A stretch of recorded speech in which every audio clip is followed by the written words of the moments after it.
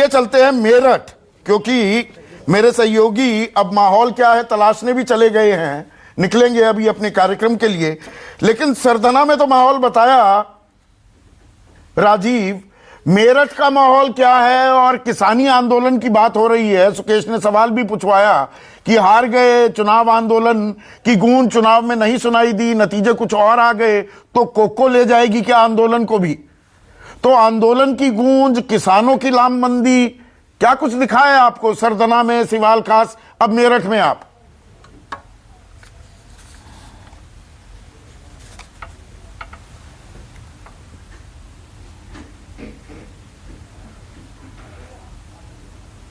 तो लगता है फोन में राजीव, आपको आवाज आ रही है क्या?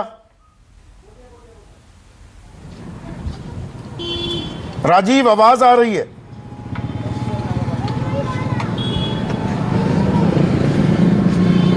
हाँ बिल्कुल संदीप।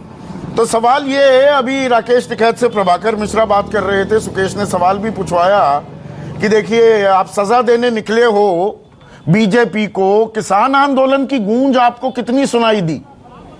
जो आप सरधना, उसके बाद सिवाल खास, अब मेरठ पहुंचे हैं, किसानों की नाराजगी अभी जमीन पर दिखी है या बीजेपी ने उसे मैनेज कर लिया है?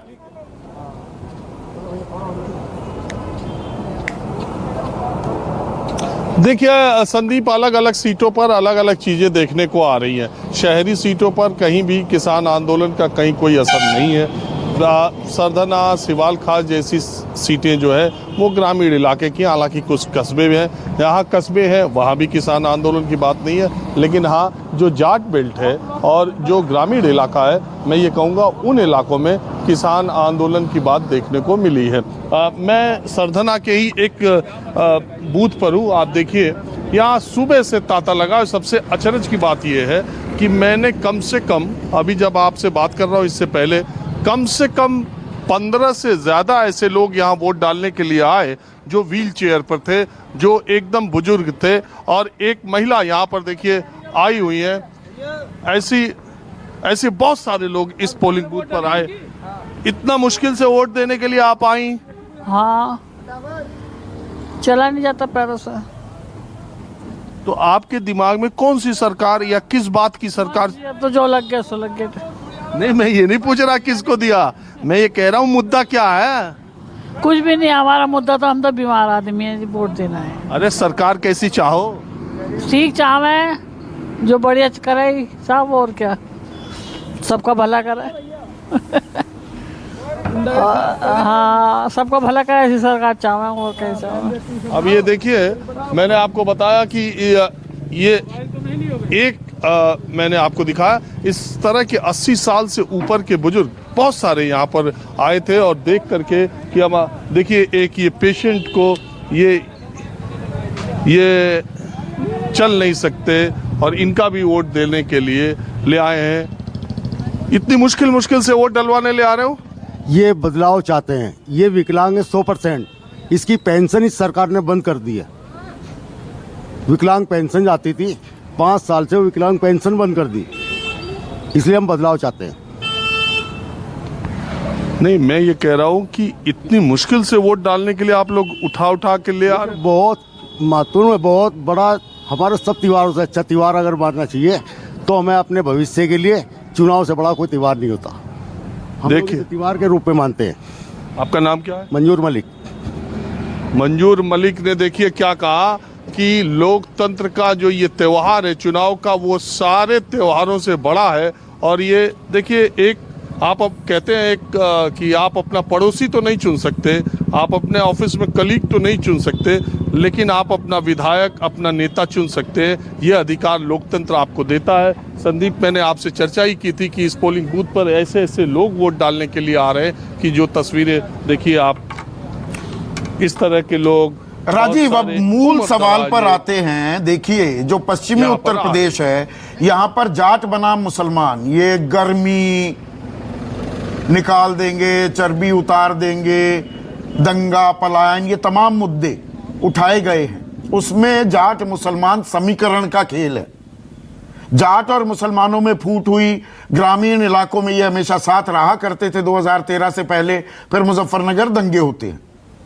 अब उसके बाद जो ये यहां पर खेल काफी सारी सीटों में 30 से 32 सीटों में इस समीकरण पर अटका हुआ है। तो आप जो घूमे हैं, क्या वो जो खाई थी वो पट गई है, उसमें बातें खिलेंगी समाजवादी पार्टी और आरएलडी की, और अगर अभी वो टकराव बरकरार है तो बीजेपी की बातें खिलेगी। आपने जमीन पर क्या पाया है?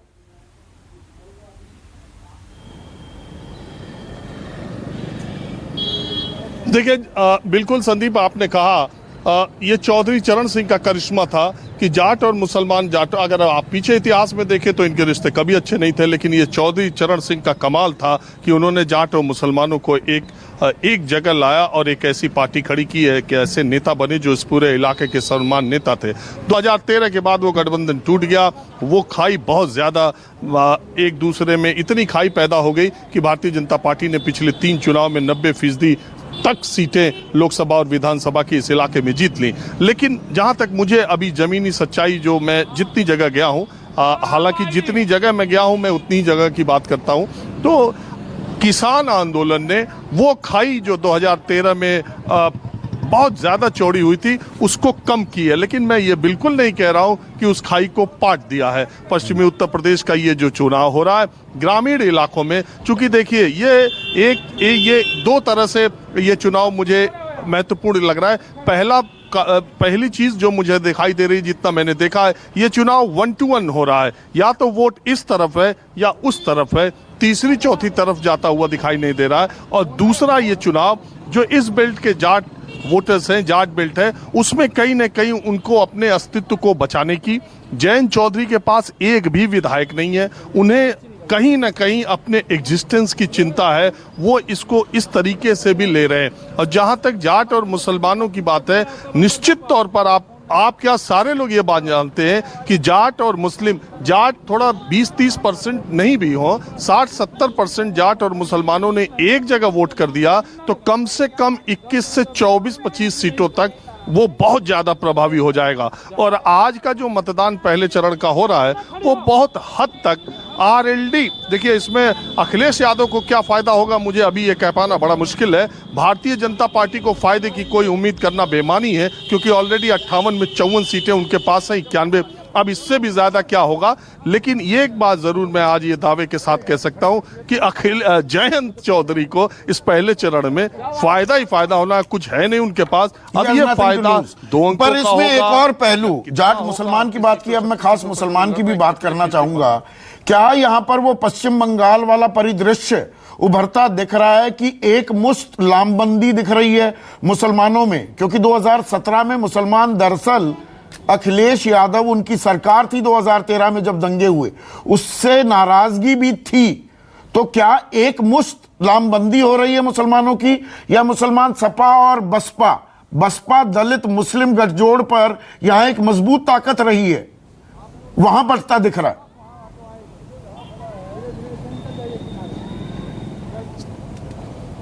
देखिए संदीप, ये भी एक बड़ा रोचक और बड़ा महत्वपूर्ण सवाल है। अगर आप देखें तो लोकसभा चुनाव में मुस्लिम वोट, माइनॉरिटी वोट अक्सर डिवाइड हो जाता है इस चक्कर में कि भारतीय जनता पार्टी को कौन हरा रहा है। लेकिन अगर हाल के 3-4 विधानसभा चुनाव को आप देखें तो मुस्लिम वोट में कोई डिवीजन नहीं होता है, वो बिल्कुल एक पक्षीय वोट पड़ता है। चाहे आप दिल्ली का चुनाव देख लें, कांग्रेस पार्टी का लगातार न खाता खुलने का कारण यही है कि कांग्रेस पार्टी की तमाम कोशिशों के बावजूद भी आम आदमी पार्टी को मुसलमानों का 100% वोट, 90 पड़ भी जाए तो उसको 100 ही माना जाएगा। ठीक इसी तरह से पश्चिम बंगाल में हुआ, ठीक इसी तरह से बिहार के ज्यादातर इलाकों में हुआ, अंतिम 2 चरण को छोड़ करके, और जिसकी वजह से तेजस्वी को नुकसान उठाना पड़ा। इस बार पश्चिम बंगाल के चुनाव से मुझे ऐसा लगता है कि जो माइनॉरिटी वोट्स है उनका कंसंट्रेशन एक ही जगह पर होता है। उन्हें पता है, खास करके जिस सीट पर मैं हूं अभी सरदना में, इस सीट पर पिछले 2 बार बीएसपी के उम्मीदवार 55-60 हजार वोट से ज़्यादा पा चुके थे, और दोनों बार मुस्लिम कैंडिडेट यहाँ से थे। लेकिन अब इस बार देखिए बीजेपी ने मुस्लिम कैंडिडेट यहाँ से नहीं दिया। तो ये बात बिल्कुल सही है कि मुसलमान कई बार मुस्लिम कैंडिडेट पर जाते हैं। यही देखते हुए मायावती ने इस पहले चरण में 12 मुस्लिम वोटों को टिकट भी दिया है, मुस्लिम उम्मीदवारों को टिकट दिया। लेकिन मुझे जो दिखाई दे रहा है जमीन पर वो 1-to-1 फाइट लग रही है। 1-to-1 फाइट लग रही है। 80-20 वाला जो एक नैरेटिव चला था कि वो 80-20 और 85-15 कहा जा रहा था सुकेश, तो यहां पर ये जो जातीय समीकरण और जो धार्मिक ध्रुवीकरण का खेल, बात वहां आकर अटकती दिख रही है क्या कुल मिलाकर? देखिए, बात मतलब स्ट्रेट, सिंपल एंड स्ट्रेट है। एक तरफ बीजेपी है जो अपने ट्रेडिशनल वोट बैंक और पिछले कुछ 2 चुनाव में जो उसने वोट बैंक बना लिया है उस पे चुनाव लड़ रही है। उसमें हिंदुवादी पुट, उसमें विकास की छौंक, वो तमाम चीजें उसमें होती हैं। मोदित्व कह दीजिए। हाँ, दूसरी तरफ मैं बार बार कह रहा हूं, जिस तरफ इशारा राजीव भी कर रहे थे, कि जो लोग बीजेपी की नीतियों से खुश नहीं हैं, जो लोग बीजेपी के समर्थक नहीं हैं, उनके पास एक चॉइस है। जो बीजेपी आरएलडी गठबंधन, माफ कीजिएगा, सपा आरएलडी गठबंधन है, उसके साथ एक प्लस पॉइंट यह है कि लोगों के सामने एकमात्र विकल्प बीजेपी के सामने समाजवादी पार्टी और आरएलडी का विकल्प है। ऐसा सालों बाद हुआ है। जब बीजेपी सत्ता में होती थी तो सामने बसपा और सपा होती थी। जब सपा सत्ता में थी तो बसपा और भाजपा हुआ करती थी। जब बसपा सत्ता में थी तो सपा और बीजेपी हुआ करती थी। आज सामने जो ऑल्टरनेट खड़ा है वो समाजवादी पार्टी है और उसने आरएलडी को इस इलाके में साथ लिया है। मेन प्लेयर आरएलडी है, वो उसको असिस्ट करते हुए अखिलेश दिख रहा है। अखिलेश को आप देखें, इस इलाके में उन्होंने बहुत प्रचार भी नहीं किया है, प्रेस कॉन्फ्रेंस किया है। वो कम से कम मौजूदगी, कम से कम आमद इस इलाके में दर्ज कराना चाहते हैं। वो उन्हें मालूम है कि बीजेपी उनको एक प्रो मुस्लिम फेस करके वहां प्रोजेक्ट करेगी और वो पोलराइजेशन नहीं चाहते हैं। तो 2 स्पष्ट तौर पे वोटर सबके साथ हैं। वो वोटर में एक्स्ट्रा वोटर कौन जुड़ जाएगा, वो सेल आउट, वो उसमें वो यूथ और महिला हमें देखना होगा। बिल्कुल, महिला बीजेपी के साथ, एक यूथ और महिला दोनों ही पिछले 2 चुनाव में, 3 बीजेपी चुनाव में के साथ रहे हैं। हाँ। क्या उसमें टूटन होती है? बेरोजगारी और महंगाई क्या दरारें डालेगी? मोटी बात दरारें डालेगी। और क्या जो वो बेनिफिशियरी कास्ट क्लास जो भी बीजेपी ने बनाया है, हाँ। क्या उसमें भी टूट होती है? क्योंकि वो कास्ट और रिलीजन के बाउंड्रीज को कई बार और वहां पर सिर्फ प्रधानमंत्री अन्न योजना की बात नहीं है कि 5 किलो, यूपी में दरअसल 35 किलो परिवार को मिल रहा है। उसको टॉपअप कर दिया है योगी ने। सीधे सीधे जो और सिर्फ गेहूं या चावल नहीं मिल रहे हैं, दाल भी है, उसमें तेल भी है, नमक भी है और चीनी भी। बिल्कुल।